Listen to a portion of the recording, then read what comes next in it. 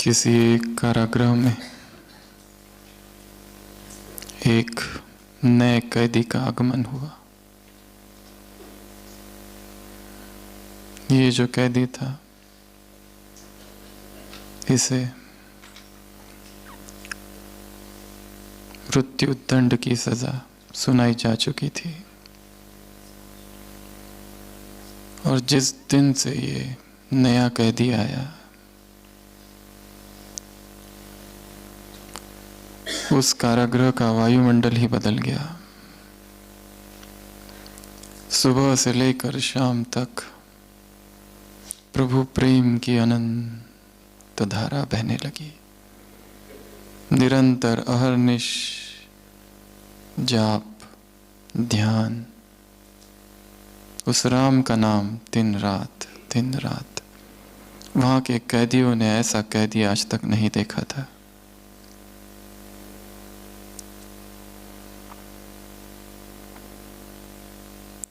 उसने जो चादर ओढ़ रखी थी उसमें भी राम राम राम लिखा था। उसके हाथ में माला थी। दिन रात सारे लोग आश्चर्यचकित थे। ऐसी भक्ति, ऐसा प्रभु प्रेम किसी ने कभी नहीं देखा था। सुबह ब्रह्म मुहूर्त से लेकर तो रात तक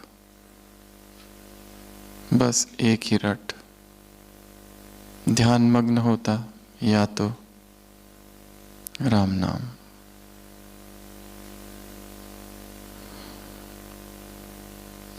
ऐसा दिखाई देता था जैसे ये सबसे बड़ा भक्त है और धीरे धीरे वहां के सारे लोग इसके भक्त बन गए।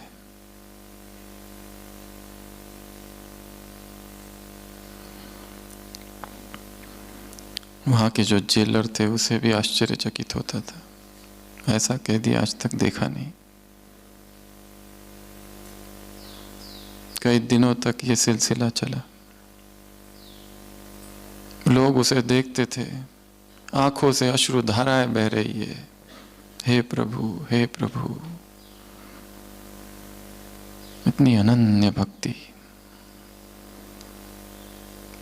पर एक दिन ऐसा हुआ कि वो जेलर आए। दोपहर हो गई थी। देखा ये अब तक सोया है, ऐसा तो कभी हुआ ही नहीं। ये तो अमृत वेला उठने वाला व्यक्ति आज क्यों सोया है। उन्हें लगा शायद स्वास्थ्य ठीक नहीं है,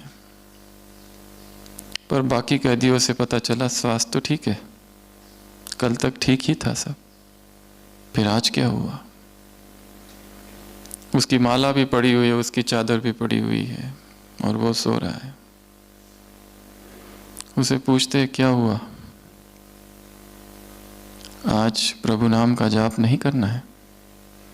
इतने मास से तुम कर रहे हो, आज नहीं करना है? वो कहता है अब क्या फायदा प्रभु नाम के जाप का, अभी जो मिलना था वो तो मिल गया।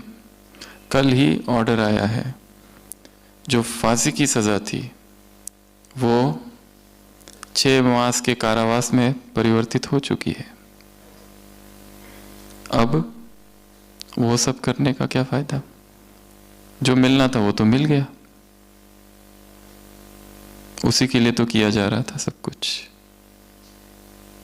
अभी उसकी आवश्यकता नहीं है।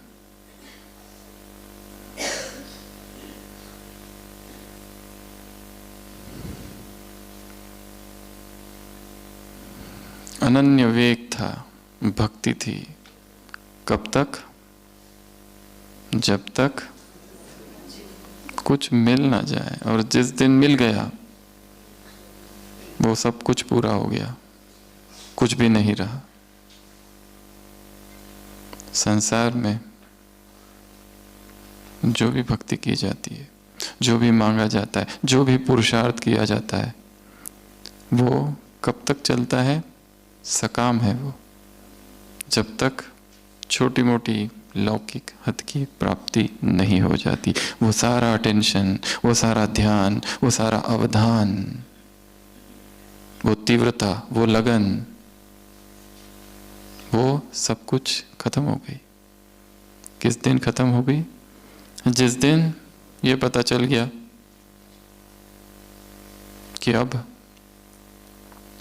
जो चाहिए था वो मिल गया। यही तो चाहिए था, मरना कोई भी नहीं चाहता। इस छोटी सी घटना से आज की चर्चा चालू करते हैं। इस व्यक्ति का अपने ऊपर, अपने जीवन के पुरुषार्थ के ऊपर, परमार्थ के ऊपर अचानक से इतना ध्यान चला गया। क्यों? क्योंकि कुछ चाहिए था उसे, और जब मिल गया सब हट गया। अगर ऐसा ही ध्यान, ऐसा ही कंसंट्रेशन, ऐसा ही अटेंशन, ऐसा ही फोकस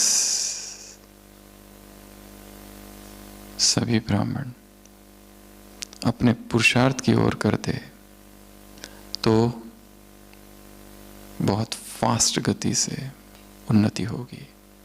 नहीं तो कितना लंबे समय से चल रहे, पर वहीं पर है जहां 10 साल पहले थे।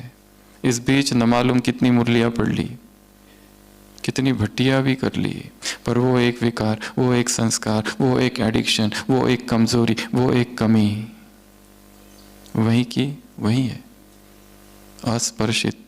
किसी मुरली ने उसे स्पर्श नहीं किया। कोई अमृत वेला वहां तक पहुंच नहीं पाता।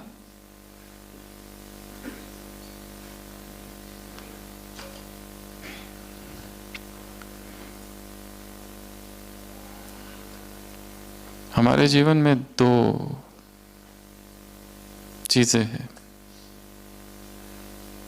2 दिन हैं। एक वो दिन जब हम भट्टियां कर रहे हैं, और एक वो दिन जब हम भट्टी नहीं कर रहे हैं। यह अच्छी बात है या अच्छी बात नहीं है? अगर ऐसे 2 दिन हैं कि कुछ दिन भट्टियां चालू है, कुछ दिन नहीं, अर्थात हम कोई भी भट्टी नहीं कर रहे हैं,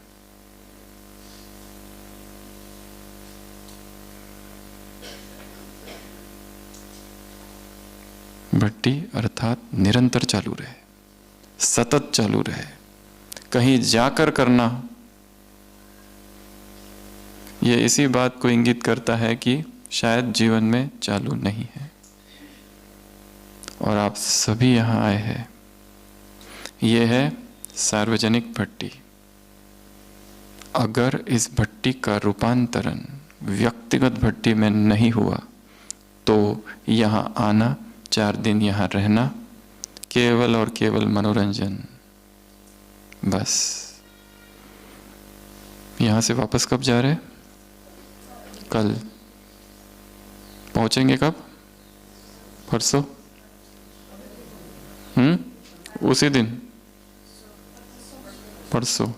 तो आज है तारीख 2, 3, 4। रियल भट्टी चालू होगी 5 तारीख से, और वो भट्टी होगी हर एक की व्यक्तिगत। ये है सार्वजनिक। यहां हम कुछ नहीं कर रहे, यहां अपने आप हो रहा है।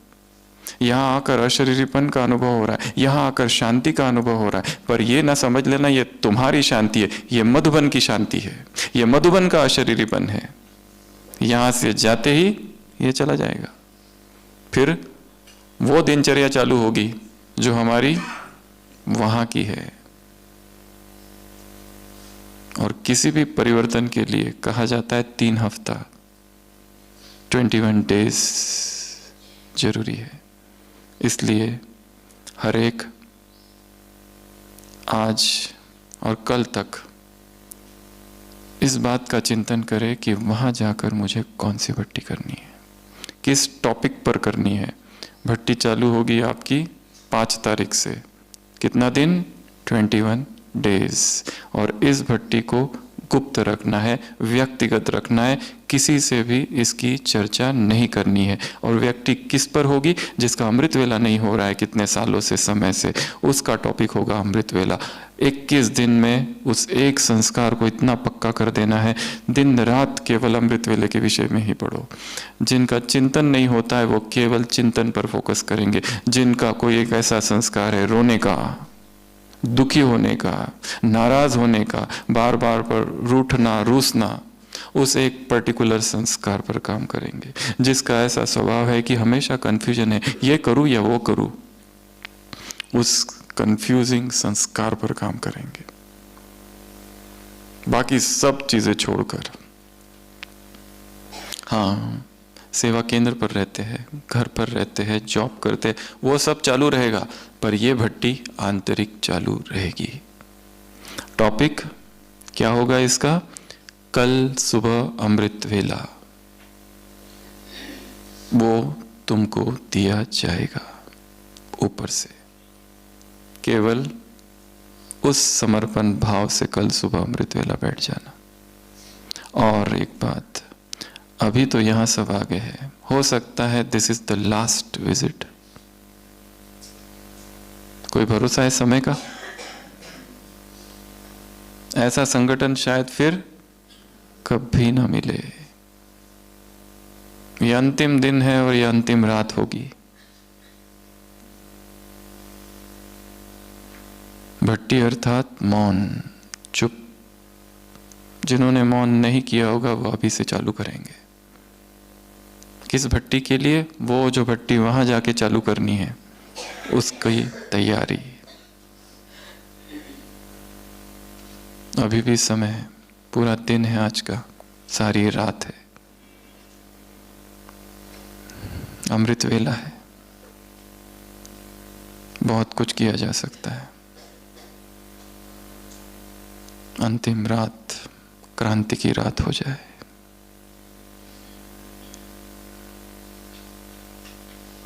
यहां बैठे बैठे खाली क्लासेस नहीं सुननी है, अपने अब तक के सारे जीवन को देखना है।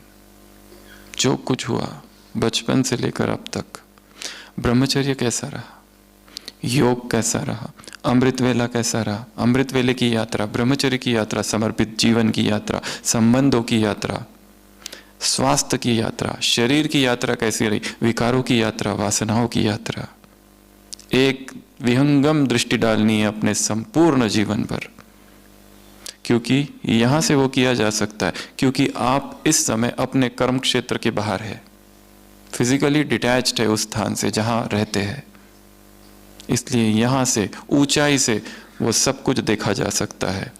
क्या चल रहा है उधर, अमृत वेला कैसा हो रहा है, योग कैसा हो रहा है, मुरली सुनाना क्या हो रहा है, भोजन की यात्रा कैसी है, सारी यात्राओं को देखना है। मोह की यात्रा, प्रेम की यात्रा, सेवाओं की यात्रा, कर्म की यात्रा, बोल की यात्रा कैसी रही, बोल कैसे है। यहां बैठकर आपस में बात करने में समय नहीं बिताना है। भट्टी आपस में बात करके नहीं होती है। मोबाइल स्विच्ड ऑफ, जैसे मर चुके हैं संसार के लिए। ऐसी तैयारियां चाहिए तो कहीं अनुभव होता है। अनुभव इतना सस्ता नहीं है कि यहां आ गए और हो गया।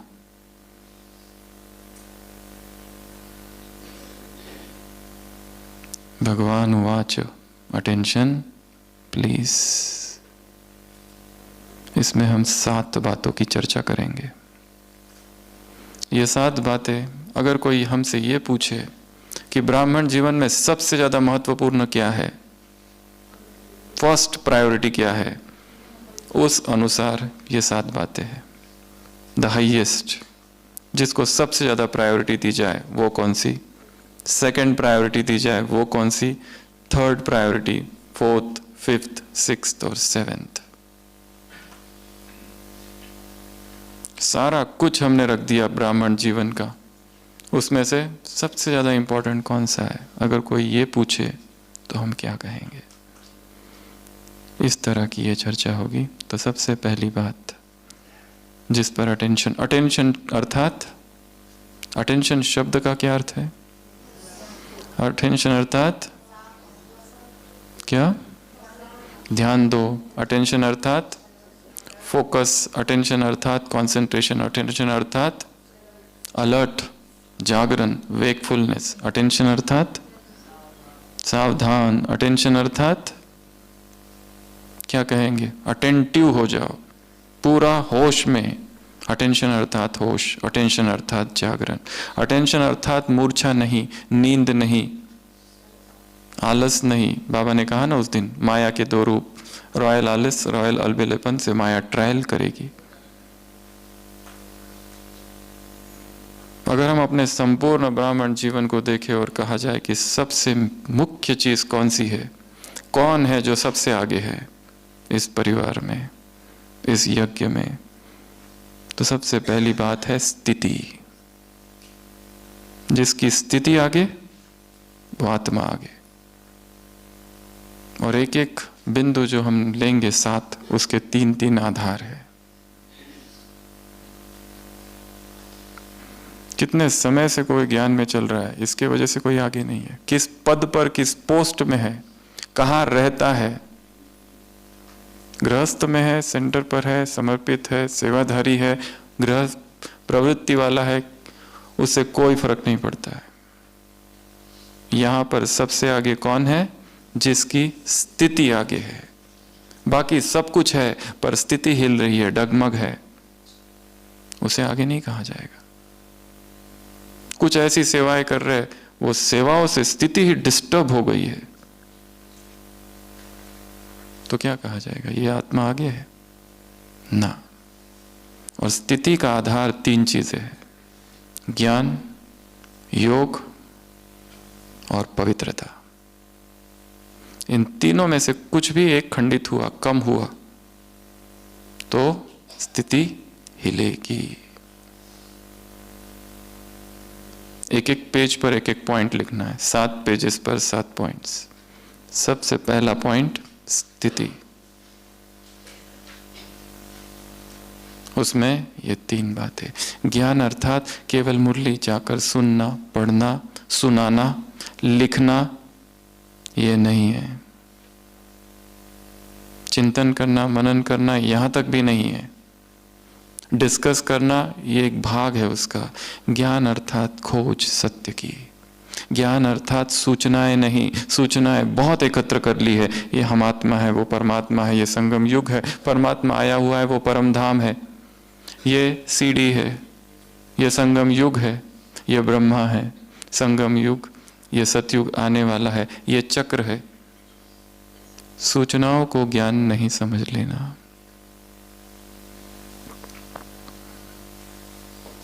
ज्ञान तो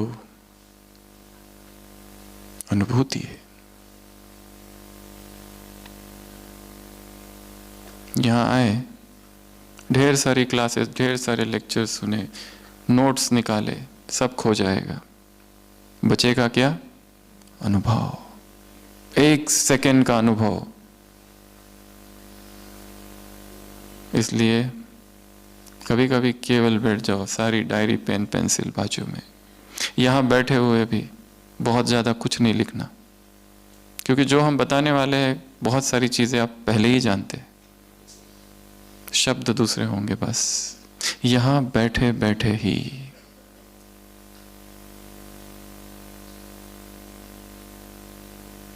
दो वाक्यों के बीच जो अंतराल है, वहां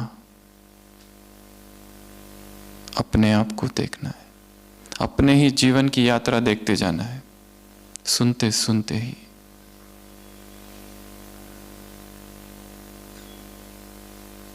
शब्द मिल जाएंगे, क्लासेस मिल जाएंगे, ऑडियोज मिल जाएगा, लेक्चर्स मिल जाएगा, सब कुछ मिल जाएगा, डायरिया मिल जाएगी, परंतु अनुभव वहां जाकर नहीं मिलेगा जहां आप अभी बैठे हैं। ये हॉल, न मालूम कितनी बार भगवान स्वयं इस हॉल में आया है। आकाशिक रिकॉर्ड्स, साइंस कहता है कि ध्वनि कभी भी नष्ट नहीं होती है, जो 10 साल पहले, 20 साल, 100, 200 साल पहले जिसने जो कहा है वो आकाश में रिकॉर्ड्स की तरह रहता है। यहाँ भगवान की वाणी रिकॉर्ड्स के रूप में है। जितनी सूक्ष्म चेतना होती जाएगी, सूक्ष्म सूक्ष्म को पकड़ेगा। इसलिए कुछ लिखो नहीं, बस सुनो, और सुनो भी नहीं, भीतर यात्रा करो अपने अंदर।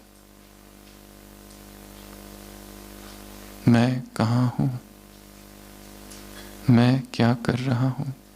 शायद मधुबन में फिर ना आने को मिले, क्या भरोसा। शायद अपने ही शरीर का भरोसा नहीं, समय का भरोसा नहीं। किसी ने सोचा था कोविड से पहले ऐसा होगा वैसा होगा, क्या क्या प्लानिंग्स बनाई थी लोगों ने, कहाँ गई सब, खत्म। वो तो रिहर्सल थी, रियल अभी होगा। ये वातावरण, ये वायुमंडल फिर ना मिलेगा। इसलिए बाहर की सारी यात्राएं बंद, मौन, चुप, और भीतर एक संसार इधर है अंदर। इसकी खोज करनी है। हम अपने आप को ही नहीं जानते। एक एक व्यक्ति के अंदर पता नहीं कितने कितने व्यक्ति है। पॉलीसाइकिक है मनुष्य, बहुचित्तवान। घर में हमारा दूसरा रूप है, मधुबन में आते हैं तो एकदम योगी जैसा रूप हो जाता है, वहां जाते हैं तो वहां कोई और रूप हो जाता है।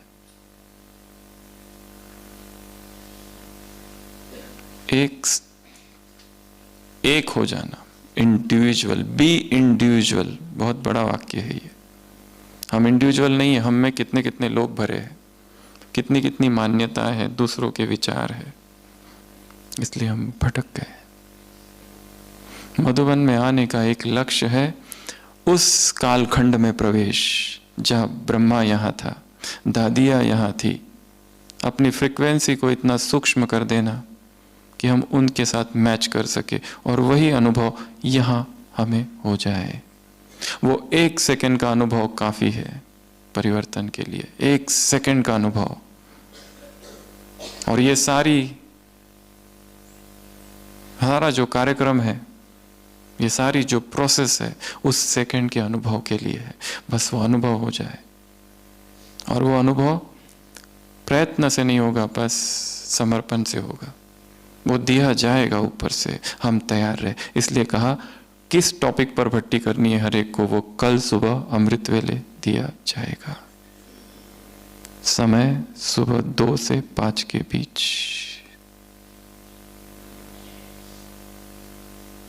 ये आधार है अमृत वेला, सोने के लिए नहीं है। बहुत सो लिया, द्वापर से सोते ही आ रहे, जागरण का समय है। यहां से संकल्प लेकर जाना है, और उस संकल्प रूपी बीज को 21 दिन तक पानी देना है, पर वो गुप्त रखना। और जो अनुभव भी होगा 21 दिनों में, वो किसी से शेयर नहीं करना, चुप। तो ब्राह्मण जीवन में अगर पूछा जाए प्रायोरिटी क्या है, तो प्रायोरिटी है स्थिति। स्थिति का आधार ज्ञान, ज्ञान की गहराई में जाना है। जहां हमने समझा है वहां तक नहीं, बहुत डीप है वो। और उसके लिए बहुत मौन चाहिए, बहुत एकांत चाहिए, बहुत अंतर्मुक्ता चाहिए भीतर। इसलिए रोज की दिनचर्या में इंटरमिटेंट साइलेंस, कुछ समय ऐसा निकालो जहां मौन हो जाए, ना किसी से बात करेंगे ना कुछ, चुप। डिजिटल साइलेंस, चुप। दूसरा योग। किसी के पास ज्ञान बहुत है, भाषण अच्छा करते हैं, कोर्स अच्छा कराते, पर योग में कच्चे हैं। योग कभी है कभी नहीं है। टारगेट रखना है तीव्र पुरुषार्थी, अर्थात कम से कम 4 घंटा बैठकर योग, बहुत बड़ा टारगेट है ये। यहां से कुछ ऐसे संकल्प लेके जाना है जो अब तक हम सोचते असंभव, पर करो उसको, कोशिश होगा। 4 आवर्स सिटिंग योगा, बहुत बड़ा टारगेट है। सारी दिनचर्या ऊपर नीचे करनी पड़ेगी तो कहीं होगा ये, नहीं तो नहीं हो सकता, असंभव।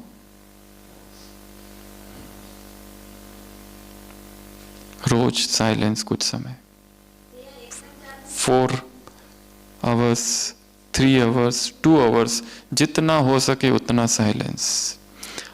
पुरुषार्थ में हर चीज एक दिन में नहीं होती है, slowly slowly slowly slowly slowly.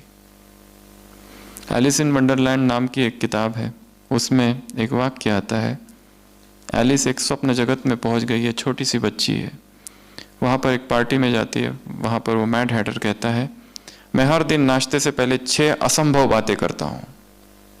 मैं हर दिन नाश्ते से पहले 6 असंभव सी बातें करता हूं। इसलिए टारगेट वो रखना है जो सिंपल वाला है, वो नहीं, not failure but low aim is crime. असफलता नहीं, परंतु छोटा लक्ष्य रखना अपराध है। बहुत ऊंचा लक्ष्य रखो और थोड़ा थोड़ा इंच बाय इंच उसकी तरफ पहुंचते जाओ। तो योग एटलीस्ट 4 आवर्स संकल्प करके जाना है यहां से। बहुत सो लिए, बहुत सो लिए, आज के बाद बिल्कुल नहीं, 2-2.5 दैट्स इट। उसके बाद में सोना अर्थात आलस।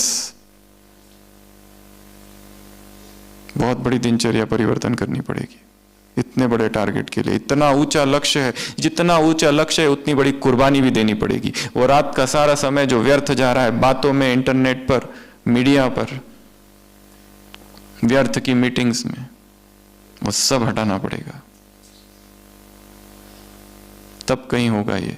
और वो एक दिन का पुरुषार्थ नहीं, सतत, निरंतर। क्योंकि जो कुछ टचिंग होगी वो उसी समय होती है। 3:30 के बाद तो सारे ब्राह्मण परिवार जाग जाता है, बाबा के काउंटर पर भीड़ लग जाती है, सुबह सुबह खाली होता है वो।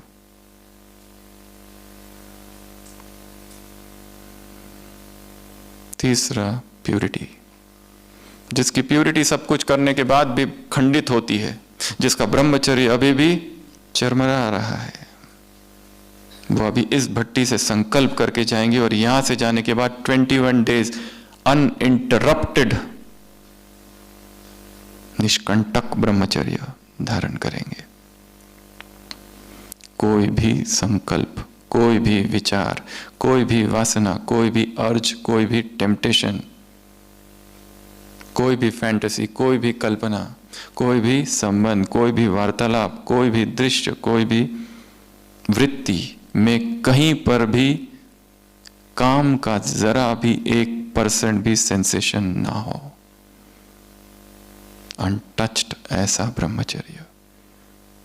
अपनी अलग से ब्रह्मचर्य की भट्टी करनी है और इस 21 दिन में दूसरा कुछ पढ़ना ही नहीं है, दिन रात एक ही टॉपिक पढ़ना है, ब्रह्मचर्य ब्रह्मचर्य ब्रह्मचर्य, purity purity purity, nothing else.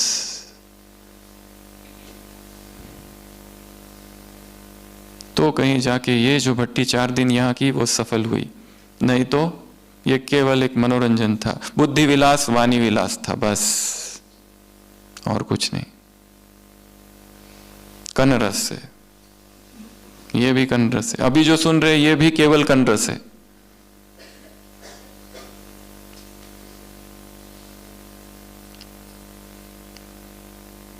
इसके लिए ये बहुत अच्छा है, वो बहुत अच्छा है, ये क्लास वो क्लास, ये सब भी माया ही है। भाई जी आपका क्लास बहुत अच्छा था, गेट लॉस्ट। किया क्या? फॉरवर्ड, और कुछ नहीं किया उसका, तो क्या मतलब है उसका?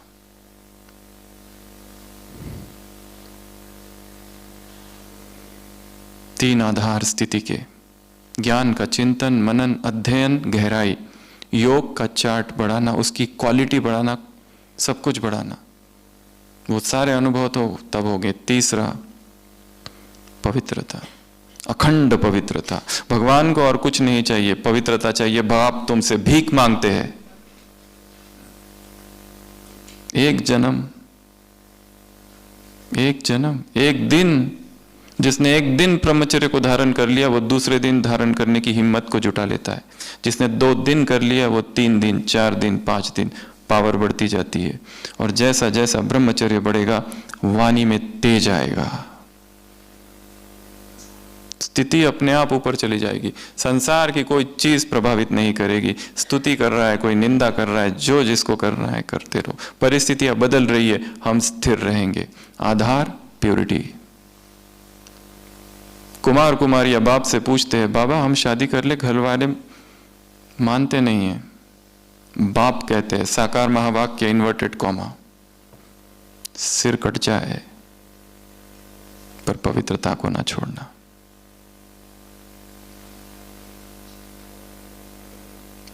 दूसरी सर्वश्रेष्ठ चीज, दूसरी प्रायोरिटी, आत्मा की 3 शक्तियां, भटकता चंचल मन, भटकती बुद्धि और पुराने संस्कार। ये प्रायोरिटी है हमारी। इन पर सबसे ज्यादा काम करना है। मन अभी भी चंचल है, उस चंचल मन को वश में करने के लिए क्या किया हमने? कुछ किया? योग में कोई कहो कि बैठो, क्या 1 घंटा बिल्कुल स्थिर होकर बैठ सकते? उंगली भी ना हिले। कभी इधर कभी इधर, कभी पैर, कभी कुछ, कभी खुजली, कभी कौन आया कौन जा रहा है, सारा ध्यान है। ये कैसी योग की स्थिति है? योगी अर्थात स्थिर। सबसे पहला काम पोस्चर पर करो, बैठने पर। सोचो, हर दिन योग में बैठते हैं, अपने घरों में, सेंटरों पे ऐसे सोचो संदली पर बैठे हैं ओम शांति भवन में और बैठ के कोर्स सबको योग करा रहे, अपने आप स्थिर हो जाएंगे। क्यों? स्टेटस का सवाल है। सब देख रहे हैं आंखें घूर घूर के, तुम विश्व की स्टेज पर है, ये सोचो हमेशा। तो पहला होमवर्क अमृत वेला, बीच बीच में होमवर्क बताते जाएंगे, उस पर काम करते जाना है। दूसरा होमवर्क बताया योग का चार्ट, 4 आवर्स साइलेंस, इंटरमिटेंट बीच बीच में जितना हो सके। और अभी बता रहे हैं बैठना, स्थिर स्थिर बैठने का अभ्यास करना है। जितना पानी स्थिर होगा उसमें जो ऊपर का चंद्रमा का प्रतिबिंब होगा, उस झील में निस्तरंग झील बन जाए चेतना। मन को वश में करना। मन कहाँ भागता है उसकी स्टडी करना है। किस ओर जाता है? 2 ही चीजों की तरफ जाता है, या तो अतीत या भविष्य। पास्ट में जाएगा या तो फ्यूचर में जाएगा। समझना है उसकी चंचलता को देखना है। अभ्यासेन तु कौन्तेय वैराग्येन च गुह्यते। अभ्यास और वैराग से, हे अर्जुन, हे कुंती पुत्र, इस मन को वश में कर। चंचल मन कृष्ण, मैं क्या करूं, कैसे मन को वश में करूं? तो भगवान का उत्तर है अभ्यास और वैराग्य। Practice practice practice. मन भागता है, फिर लाओ उसे। रोज एक काम करना है, अनदर होमवर्क। 4 धाम की यात्रा हर दिन होनी चाहिए। कैसे? मन से। यहां से जाने के बाद बाबा की कुटिया में आओ। उदास हो जाओ तो बाप की कुटिया में बाप से रूरियान करने पहुंच जाओ। शक्तिशाली बनने का संकल्प हो तो शांति स्तंभ पर पहुंच जाओ। व्यर्थ संकल्प बहुत चले तो हिस्ट्री हॉल में आ जाओ। बाप समान बनना हो तो बाबा के कमरे में आ जाओ। रोज सुबह या शाम या जब भी हो, आंखें बंद और अमृत वेला, किसी भी टाइम मधुबन के 4 धाम की यात्रा करनी है। ठीक है? ये तो आसान काम है। और केवल आना नहीं है, वहां कुछ करना है। उस आने को क्रिया से साथ जोड़ देना है। कुटिया में मैं गया, बाबा ने मुझे अंगूठी पहनाई, ये दृश्य इमर्ज करो। हिस्ट्री हॉल में बाबा ने शॉल पहना दी। शांति स्तंभ पर था, वहां से किरणें आई और मेरे अंदर समा गई। कहीं दर्द है, वो दर्द चला गया। हर बार मधुबन में जब आते हो और ये ड्रिल करते हो मन में, तो क्रिया को जोड़ना है स्थान से। एक एक स्थान के साथ एक एक क्रिया।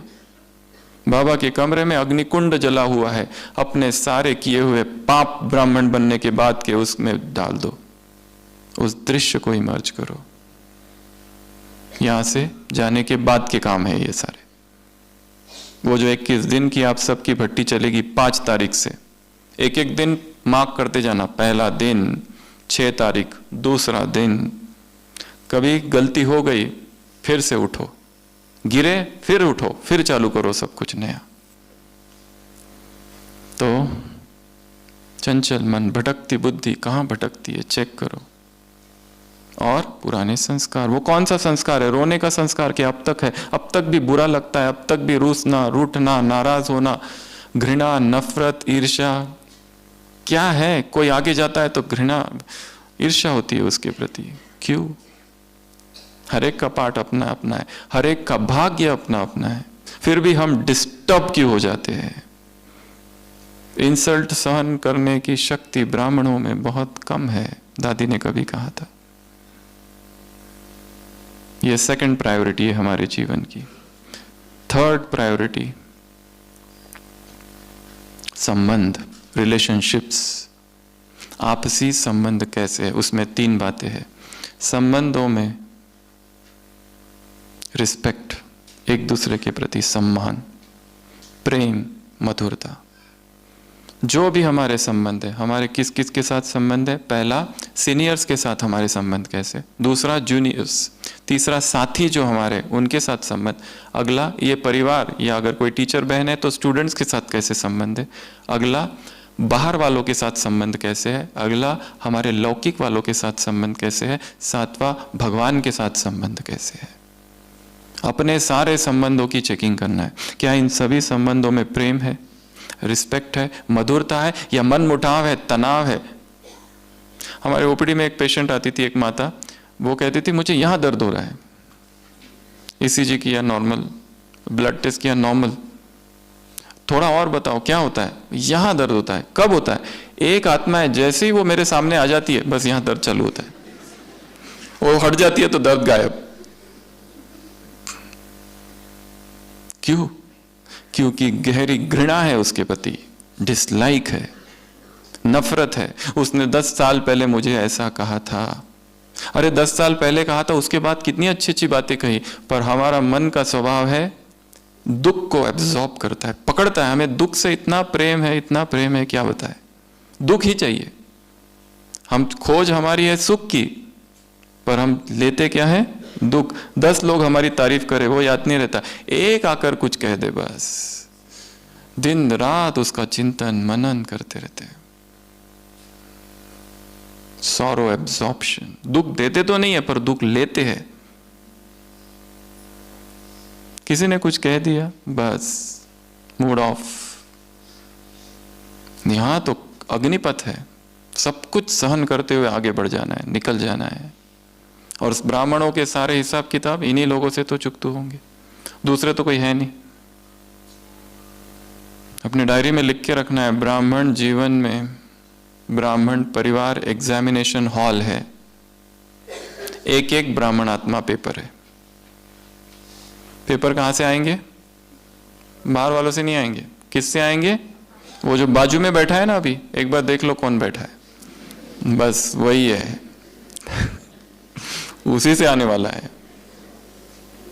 किससे आएंगे? जिसका हमने कोर्स कराया। किससे आएंगे? जिसका हाथ पकड़कर सेंटर पर लेके गए। किससे आएंगे? जिसको बाबा से मिलने मधुबन में लेके आए, जिसकी इतनी पालना की, जिसको भोजन खिलाया, टोली खिलाई। आज वही हमारा सबसे बड़ा दुश्मन बना बैठा है।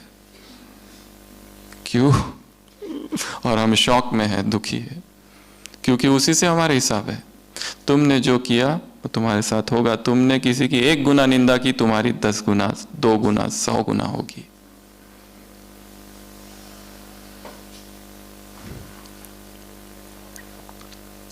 तो तीसरा, संबंध।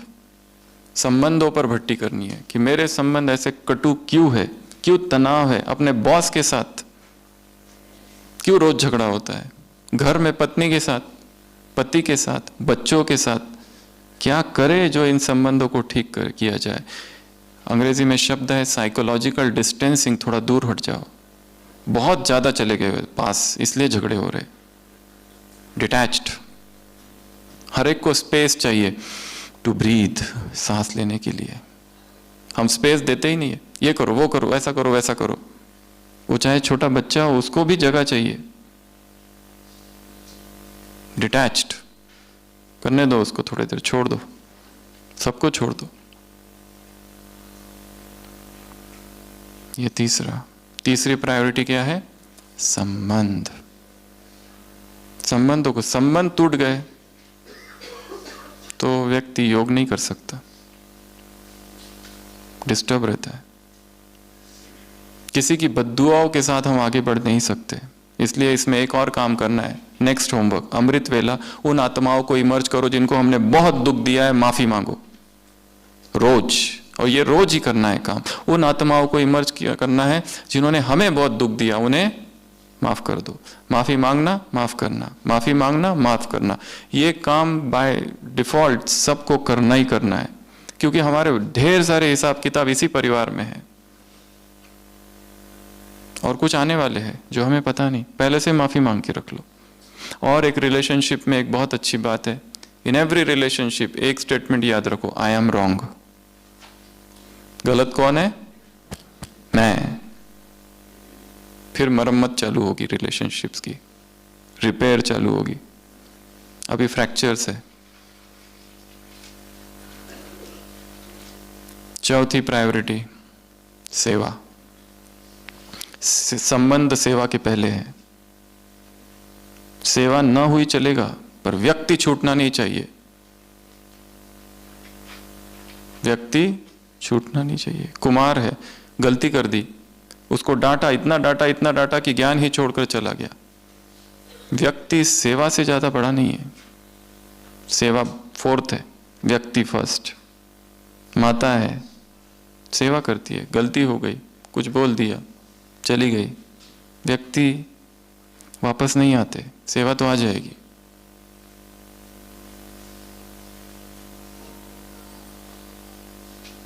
किसी सेंटर पर एक बहन जी थे, सभी क्लास के स्टूडेंट्स ने कुछ सेवा दी, वो किसी छोटी बहन को रखने के लिए दिया, उसने वो गुम कर दिए सारे। तो बड़ी बहन जी ने उसको थोड़ा सा कुछ कहा, डांटा, और बाद में वो पैसे मिल भी गए। बड़ी बहन जी अनुभव सुना रही थी, विदेश की कहानी है, कि उस बात को 30 साल हो गए। उसके बाद वो बहन और हम दोनों ने मिलकर बहुत सारी सेवाएं की साथ में, पर वो क्रैक अब तक है जो तब लगा था। इसके लिए व्यक्ति को छोड़ना नहीं है, व्यक्ति इज मोर इंपॉर्टेंट। पैसे आ जाएंगे, सब आ जाएगा, सेवाएं आ जाएगी, व्यक्ति जो चला गया वो नहीं आएगा, फिर रोते बैठोगे। हम सोचते तो है कि मेरा पति ज्ञान में आ जाए, पर उसके प्रति एक घृणा भी तो है। वो इतना शराब पीता है, नॉनवेज खाता है, सब करता है गलत काम। हम चाहते हैं कि वो ज्ञान में आए, शायद उसके ज्ञान में आने में हम ही सबसे बड़े बाधा है। हट जाओ, वो अपने आप आ जाएगा, क्योंकि उसका कल्याण तो करना चाहते, पर कल्याण के पीछे एक सूक्ष्म घृणा भी है उसके प्रति। जब तक वो घृणा नहीं हटती, उसका कल्याण नहीं हो सकता।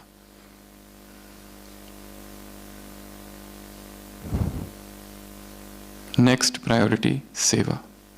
सेवा में संगम युग कर जो भी सेवाएं हो रही है, सेवा में पहला प्रिंसिपल है चैरिटी। चैरिटी अर्थात किसी को दान करना नहीं, चैरिटी अर्थात रियल अर्थ है चैरिटी का, हम जिसकी सेवा करें उसको धन्यवाद कि तुमने अवसर दिया हमको सेवा करने का। ये नहीं कि हमने तुम पर उपकार किया, हमने तुम पर रहम की, हमने तुम पर कृपा की। इसका कोर्स हमने कराया था, अब तक भूला नहीं है। वो आगे जा रहा है, बहुत आगे जा रहा है। जब भी उसकी चर्चा निकलती है, पर पता है उसका कोर्स किसने कराया था? हमने। वो भले कितना भी आगे जाए, पर बीज इधर है। किस सेवा केंद्र से निकला है? इधर। हमारा गुरु कौन है उसका? हम। सेवा अर्थात चैरिटी अर्थात धन्यवाद उनका कि तुमने चांस दिया हमको, क्योंकि हमारे सिर पर इतने पाप है और विकर्म है ब्राह्मण बनने के बाद के किए हुए पापों का प्रायश्चित सर्विस है। सर्विस हमें करनी ही करनी है। क्यों करनी है?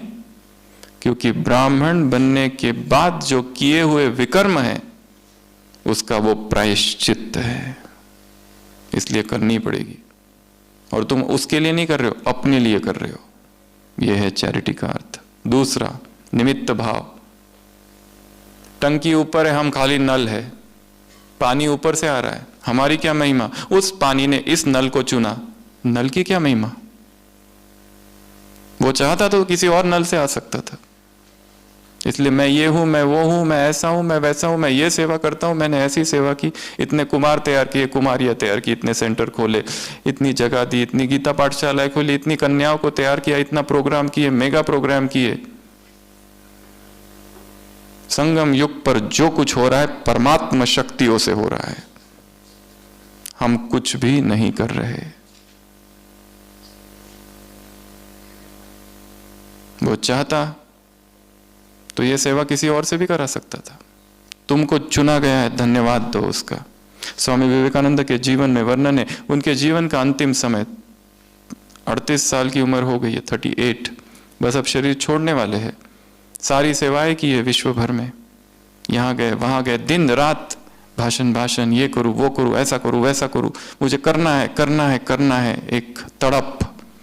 और अभी अंतिम पड़ाव है, हिमालय गए यात्रा के लिए, वहां से लौट रहे थे, देखा एक काली का मंदिर है टूटा फूटा, वहां पर उन्होंने एक पूजा की, एक 4 वर्षीय बच्ची की, जिसको मां समझकर। वहां पर देखा मंदिर को, किसने तोड़ा मंदिर को? मुसलमानों ने।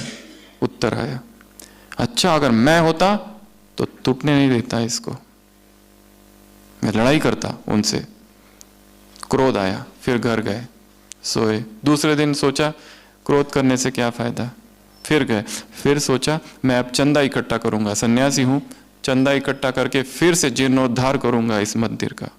घर गए, रात में स्वप्न आता है, मां काली कहती है कि तुम मेरी रक्षा करते हो या मैं तुम्हारी?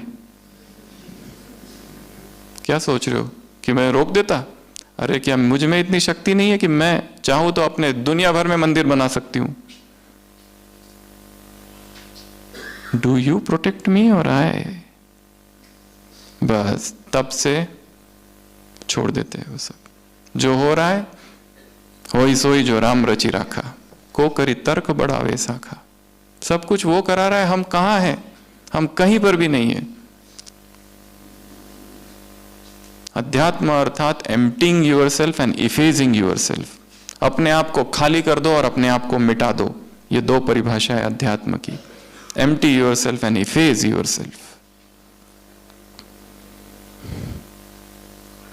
सेवा अर्थात सबसे पहली बात क्या बताई? चैरिटी। दूसरी निमित्त भाव। और तीसरा निस्वार्थ। मेरा कोई स्वार्थ नहीं है, जो कुछ कर रहा हूं अपनी सेवाओं को भूलते जाओ। सेवा की भूलो आगे बढ़ो, सेवा की भूलो आगे बढ़ो। किसका कल्याण हो रहा है, क्या हो रहा है, वो भी हमें जानने की आवश्यकता नहीं है। हम करते इतनी सेवा, उसके 50 फोटो और भेजते, अभी देखो, सारे देखने पड़ेंगे, हमने सेवा की है। ये सेवा नहीं है, ये मैं का विस्तार है। ब्रह्मा कुमारी इसकी आड़ में हम अपना नाम बाला कर रहे हैं। तो सेवाओं में हो सके तो जितना हो सके सेवा की भूल जाओ, आगे बढ़ो, सेवा की भूल जाओ। ये नेक्स्ट प्रायोरिटी सेवा। सेवा के बाद हेल्थ। ब्राह्मण इसको भूले हुए हैं, इसलिए इतने सारे ब्राह्मण हैं, इतना शुद्ध भोजन करते, सब कुछ करते, किसी के बाहर का हाथ का खाते नहीं, खुद ही बनाते, सब करते, फिर भी सब बीमार है। ऐसा कोई है जिसको ये कह सकते कि मुझे पेट की कोई समस्या नहीं है? कुछ ना कुछ तो है ही। किसी को नींद नहीं आती, किसी को कुछ होता है, किसी को हार्ट अटैक आता है, किसी को कुछ ना कुछ होते ही रहता है। 3 प्रकार के नियम हैं। एक है सरकार के नियम, जिसको हम बड़ी कड़ाई से पालन करते हैं, डरते हैं। क्यों? तोड़ दिया तो सीधा जेल, सीधा दंड। कोई आराम से ट्रैफिक तोड़ के जाता है क्या? कभी नहीं जाएगा, बहुत ज्यादा जागृत है। दूसरे नियम है ईश्वरीय नियम, यहाँ के श्रीमत, वो भी कभी करते कभी नहीं करते, थोड़ा थोड़ा करते। और तीसरा जो तो बिल्कुल ही नहीं करते, वो है प्रकृति के नियम। जो प्रकृति के नियमों को तोड़ेगा वो बीमार पड़ेगा। और प्रकृति का पहला नियम है वही खाओ जो प्रकृति ने जिस रूप से तुम्हें दिया है। अपक्व आहार, अनकुक्ड, नेचुरल फ्रूट्स, वेजिटेबल, अंकुरित, जूसेस, ये हमारा आहार है। कहा तो सतयुग में हम बगीचों के मालिक थे और कहाँ खेती के गुलाम बन गए। जो कुछ हम खा रहे हैं इस समय इस सदी में, अब 50 साल पहले की बात नहीं कर रहे हम, तब बहुत शुद्धता होगी, पर अब नहीं है वो। हमारे भोजन ही हमारे सभी रोगों का कारण है। जब तक आहार में परिवर्तन नहीं, तब तक योग में स्थिति भी ऊंची नहीं उठेगी। जब तक आहार हमें खींचे हुए, बांधे हुए है, बस दिन रात खाऊं खाऊं खाऊं खाऊं चल रहा है। सबसे ज्यादा देहभान में लाने वाला भोजन है। हम कहते हैं भोजन जैसा वैसा मन, वो नहीं, उसके भी आगे।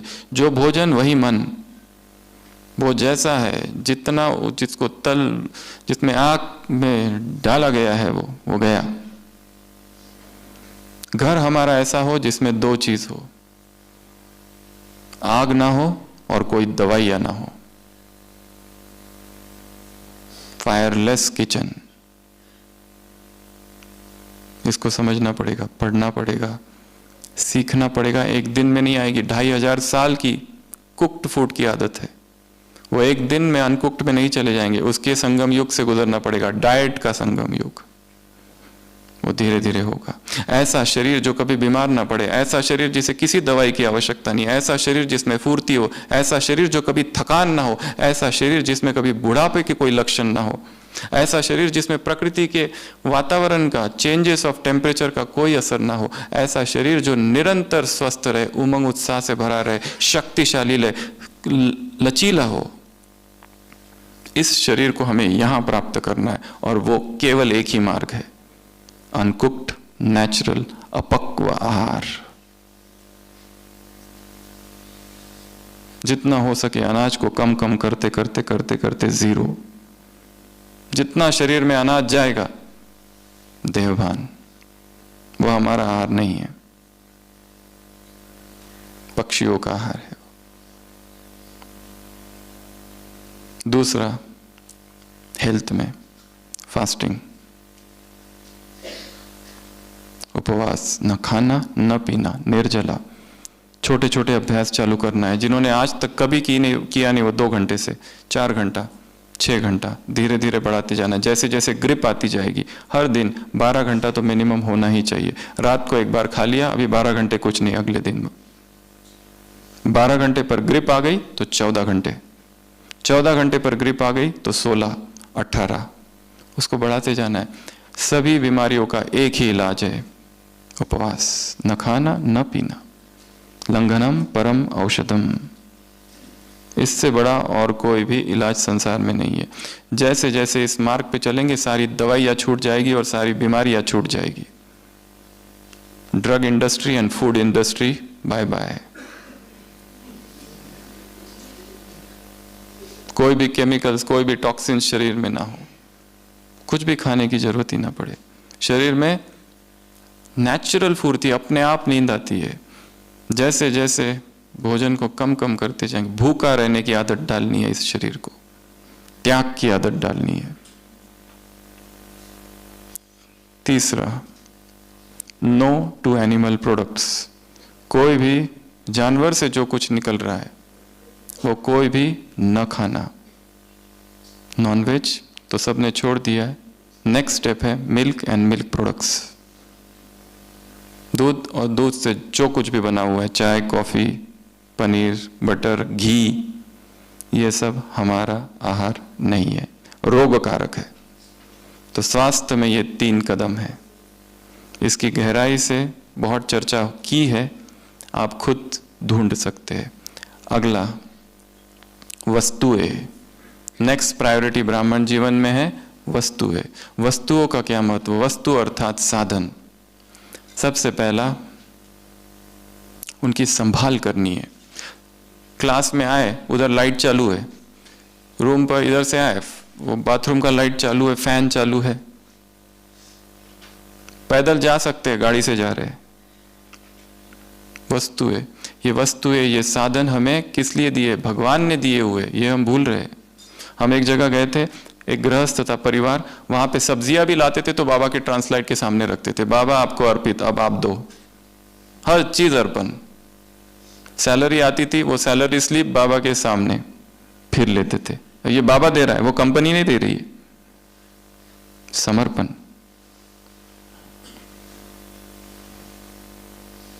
वस्तुओं की सबसे पहली बात संभाल। दूसरा, वेस्टेज नहीं, न पानी का वेस्टेज, न इलेक्ट्रिक का वेस्टेज, न पेट्रोल, न डीजल। हमसे कुछ भी वेस्ट ना हो, कुछ भी चीज वेस्ट ना हो। भोजन इतना सारा ले लेते थाली में, देखा है भोजन के बाद वो जो कितना उसमें डाल देते। अगर जब खाना ही नहीं है तो लिया क्यों? सब ले लो, सब ले लो, पता नहीं बाद में मिलेगा कि नहीं। और खाने के बाद पता चलता है ये हमको पसंद नहीं है। चाय का पूरा भर के लिए आधा पिया रख दिया। बोझ। मधुबन में आए हो, एक एक रोटी का टुकड़ा जो यहां तोड़ा है उसका हिसाब चुकाना पड़ेगा।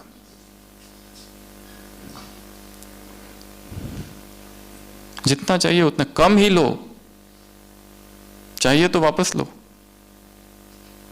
वापस लेने की जरूरत ही ना पड़े। वास्तव में पेट जो है ना हमारा, खा खा के फूल गया है, उसको इतनी आदत पड़ गई है, अब उसको वापस सिकुड़ना है। एलिमेंट्री रूडिमेंट्री स्टेज जो सतयुग में पेट था छोटा सा, उसको तो जरूरत ही नहीं थी वहां पर।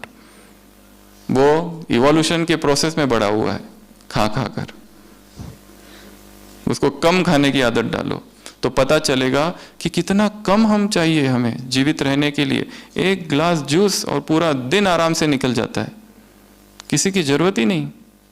ऐसी ऊर्जा प्रकट हो शरीर में, डिटॉक्स हो जाए शरीर पूरा, टॉक्सिन से निकल जाए, सारे विष द्रव्य बाहर। जितना शरीर आते स्वच्छ होगी उतनी भूख कम, जितना उसमें कचरा और मल भरा है उतनी बीमारियां और भूख ज्यादा। अभी भी नाश्ता किया, अभी भी खाना है, अभी टोली, 3 बार भोजन, 4 बार टोली, और हम हैं महान तपस्वी राजयोगी। ये है हम। वहां जा रहे हैं तो शाम को सैंडविच, फिर भोजन, फिर पोहा, फिर ये फिर वो। त्याग मूर्त आत्मा हूं, सोमान लिख रहे हैं। नुमा शाम का योग, कब शिव की याद रहेगी तब, क्योंकि कब बजता और कब भागू। सुखधाम तंदूरी, आहा आनंद आ गया। मैदा और मैदे से बनी हुई कोई भी चीज हमारा आहार नहीं है। बेकरी और बेकरी प्रोडक्ट्स हमारा आहार नहीं है। वो जितना खाएंगे उतनी कब्जी और उतनी बीमारियां। Constipation is a universal disorder. Fasting. No to animal products. ये था भोजन का। हम थे वस्तुओं पर। वस्तुओं में या साधनों में सबसे पहली बात संभाल करनी है उसको। जो दिया गया है, ऐसा नहीं कहीं पे भी बैग रख दी और पर्स रख दी और फिर ढूंढते फिर रहे, कोई चिंता ही नहीं है।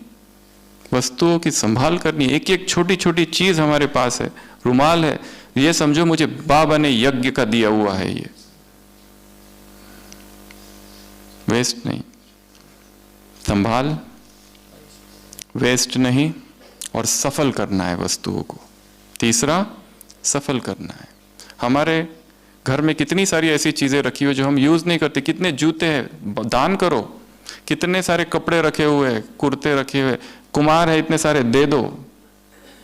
कितने स्वेटर रखे हुए पता नहीं, कितने जूते, कितने स्वेटर, कितनी साड़ियां, सब ठूस ठूस के अंदर लॉक में रखा हुआ है, पर हम किसी को देंगे नहीं, बांट दो। एक नेक्स्ट लास्ट पॉइंट, पैसा। सबसे लास्ट प्रायोरिटी रखा है इसको। इसमें भी सबसे पहली बात सच्चाई से कमाना है, ईमानदारी से कमाना है, बाबा की याद में कमाना है। भाइयों के लिए पैसा कमाना अर्थात भगवान की याद में कमाया हुआ पैसा हो। कम मिले तो चलेगा, पर किसी के पेट पर लात नहीं मारनी है। कम मिले तो चलेगा, परंतु 2 नंबर का ना हो। कम मिले तो चलेगा, गरीब ही ठीक है, परंतु वो हमारे पसीनों का हो। मेहनत करनी है। एक दूसरा, फिर से इसमें वही पॉइंट, इकोनॉमी। हम पैसा कहाँ कहाँ वेस्ट करते हैं, आप सबको होमवर्क दे रहे हैं, उसकी लिस्ट बनाना आज। हम पैसा कहाँ कहाँ वेस्ट करते हैं, अननेसेसरी परचेसिंग, क्लिक और आ जाती है चीज, परचेस ही परचेस करते रहते, दिन रात परचेस, जो चीज चाहिए नहीं, जो पहले अभी खोली भी नहीं तो दूसरी मंगा ली। ये भी एक एडिक्शन है ऑनलाइन परचेसिंग का, ऑनलाइन परचेसिंग एडिक्शन हो गया है, मंगाते ही रहते। अननेसेसरी वेस्टेज ऑफ मनी, कहाँ वेस्ट हो रहा है, पेट्रोल कहाँ कहाँ जा रहा है, उसकी लिस्ट बनानी है अपनी। किचन में कहाँ वेस्ट हो रहा है, अननेसेसरी शॉपिंग, वेस्टेज। और तीसरा, यज्ञ सेवा। सबसे अच्छा उपयोग पैसों का कौन सा है, इस यज्ञ में दे देना, अपने लिए रखना, भविष्य के लिए रखना, बचा हुआ यज्ञ में दे दो, सफल होगा यहां पर। तो ऐसी ये 7 बातें हैं, फिर से रिवाइज करते हैं। सबसे पहली प्रायोरिटी जीवन में स्थिति के ऊपर कुछ भी नहीं है, आधार ज्ञान योग पवित्रता। दूसरी प्रायोरिटी आत्मा की 3 शक्तियां, मन क्यों भटकता है, मन क्यों चंचल है, बुद्धि क्यों भटकती है, और पुराने संस्कार अब तक क्यों नहीं गए। तीसरा, संबंधों को ठीक करना है, यहां बैठकर प्लानिंग करनी है, अभी यहां वहां जाके वहां के संबंधों की, यहां मधुबन में अभी 1 दिन है आपके पास, प्लानिंग करनी है। क्या करूं, किसी से माफी मांगना है तो माफी मांगो 6 मास तक, मन ही मन, जब तक वो माफ ना कर दे। माफ कर दिया उसकी निशानी, एकदम हल्कापन आ जाएगा एक दिन। अगर वास्तव में जाके माफी मांगनी है तो वो भी कर दो। हमारी वजह से किसी का भी दिल ना दुखे। अगर दुखाया है शब्दों से, कटु वचनों से, कमेंट से, तो माफी मांगो। डायरेक्ट मांगने में शर्म आती है तो मन में मन रोज मांगते रहो। अगला, सेवा। सेवा में चैरिटी, तुम्हारा धन्यवाद जो तुमने अवसर दिया। नेक्स्ट, निमित्त। और तीसरा, निस्वार्थ। अगला, हेल्थ। हेल्थ में जितना हो सके यात्रा चालू करनी है, एक नई यात्रा। अब तक जो खाया है, अभी भगवान का पकाया हुआ जो है, सूर्य का पकाया हुआ है, जो नेचुरल है, जो प्राकृतिक है, जिसमें प्राण ऊर्जा भरपूर है, ऐसा भोजन जिसमें हमारे शरीर में विकारों की उत्पत्ति ना हो। नहीं तो जो हम खा रहे हैं वो उत्तेजना वाला है, अत्यंत तीखा है, मीठा है, मसाले वाला है, वो विकारों को उत्तेजित करता है अंदर ही अंदर। जितना आहार योगियों जैसा होगा, पवित्र होगा, शुद्ध होगा, सात्विक होगा, अपने आप उत्तेजनाएं शांत हो जाएगी। जो लोग ब्रह्मचर्य के लिए सब कुछ किया है फिर भी नहीं हुआ, go for 3 months raw challenge, अपने आप ब्रह्मचर्य आ जाएगा, अपने आप, कुछ भी किए बिना। नेक्स्ट, फास्टिंग का अभ्यास करना है, बढ़ाना है। तीसरा, नो टू एनिमल प्रोडक्ट्स। पराई माँ का दूध हमारे लिए नहीं है। दूध लेना ही है, बादाम का दूध, सोया मिल्क, नारियल का मिल्क, मूंगफली का दूध, ये सब दूध है, काजू का दूध, ये सब प्रयोग किए जा सकते हैं। पर वो, उसको हटा दो। वो तब होता होगा 50 साल पहले, पर आज के युग में नहीं। इसकी डिटेल चाहिए तो ढूंढ सकते, बहुत सारा लिटरेचर अवेलेबल है। वो जो पेन और अत्याचार उन जानवरों पर होता है, वो अगर दिखाया जाए तो कोई हाथ भी नहीं लगाएगा उस दूध को। जो आह होती है उस गाय की, उसे जो पीड़ा पहुंचती है, और जो दूध हमारे पास आ रहा है, वो हमारा आहार नहीं है। अगला, वस्तुओं की संभाल करनी है, और जो हमारे पास एक्स्ट्रा है वो क्या करो, दान कर दो। संभाल करनी है। अगला, वेस्ट नहीं करना है। पानी, इलेक्ट्रिसिटी, डीजल, पेट्रोल, सोचो ये सब यज्ञ का है। भोजन जितना चाहिए बस उतना ही थाली में लो, वेस्ट ना हो। अगला, सफल करना है सब चीजों को। लास्ट, पैसा। पैसा कमाना कैसा है, सच्चाई से। कम मिला तो चलेगा, गरीब रहे तो चलेगा, वो पैसा नहीं चाहिए। बाप कहाँ आते, गरीबों की झोपड़ी में आते हैं जहां पर सूखी रोटी है। बाप वहां नहीं जाते जहां 56 प्रकार के भोग है। नाहम वसामि वैकुंठे ना योगिनाम हृदय न च मदभक्ता यत्र गायन्ति तत्र तिष्ठामि राधर। जहाँ सच्चाई है वहां मैं हूं हे नारद, अमीरों के पास मैं नहीं हूं। अगला, इकोनॉमी करनी है, सीखनी है पैसों की इकोनॉमी, प्लानिंग करनी है पैसों की, और लास्ट यज्ञ सेवा में सफल करना है। तो ऐसे ये 7 स्तंभ है, 7 पिलर्स है, 7 प्राथमिकता है, 7 वरीयता है, 7 प्रायोरिटीज है। इसी प्रायोरिटीज में इसको देना है महत्व। अच्छा, ओम शांति।